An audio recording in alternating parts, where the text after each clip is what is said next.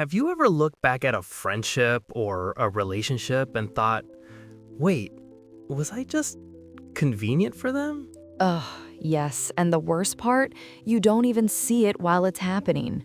That feeling, that gut punch of realizing someone wasn't there for you. They were there for what you could give them. It's one of the most disorienting feelings there is. Welcome to Unfiltered Minds Uncut. I'm Riya. And I'm Alex. And today we're going deep on something a lot of us have lived through, but maybe never had the language for: the psychology behind why people use you. Okay, so let's just start with the uncomfortable truth. Most people who use others, they're not like twirling a villain mustache. They don't wake up thinking, today I will manipulate someone. Right. It's way more subtle than that. There's actually this concept in psychology called social exchange theory. And basically, it says that all human relationships, all of them, have some element of exchange. We give something, we get something. Which sounds cold and transactional, but it's not always sinister. The problem is when the exchange stops being balanced. Exactly. When one person is always giving and the other is always taking, and the taker doesn't even acknowledge it. And a huge reason people end up in that dynamic is attachment.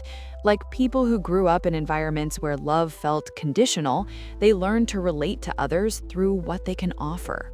Oh, Wait, say that again?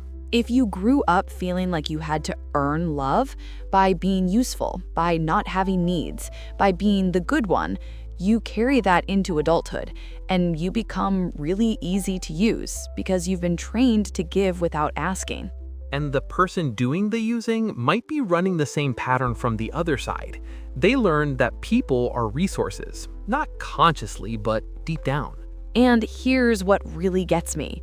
Sometimes the person being used knows, like somewhere in their gut, they know, but they keep going because they're scared that if they stop being useful, the person will leave. And then they'd be alone, which feels worse. So they trade self-respect for connection. That hits different. There's also something called instrumental relationships, where someone keeps you around specifically for a function. You're the therapist friend, the financially stable one, the one with the car. The one who always picks up the phone at 2 a.m. Exactly. And you're not seen as a whole person, you're seen as a role. So how do you even start to break out of that? Like, once you realize it? Honestly, the first step is just noticing. Who shows up when you have nothing to offer? When you're the one who needs something? That's your real answer. That's such a good filter. If the relationship only ever flows one way, it's not really a relationship. I think the hardest part of all of this is accepting that being kind, being giving, being available, those are beautiful qualities, but they were never meant to be someone else's resource. You're not a vending machine. You're a person. Yeah. And you deserve people who actually see that. That's it for today's episode.